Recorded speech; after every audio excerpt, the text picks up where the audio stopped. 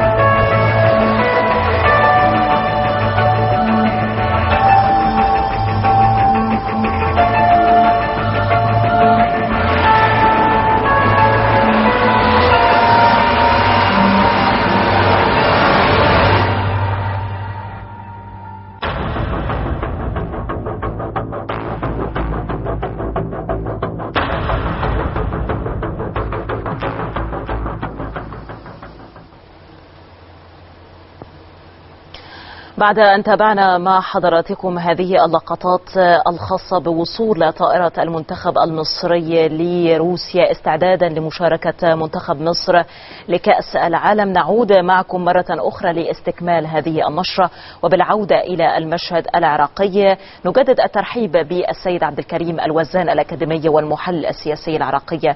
سيد عبد الكريم، يعني أجدد ترحيبي بحضرتك وبعتذر عن هذه المقاطعة نظرا لهذا الخبر العاجل، وكنا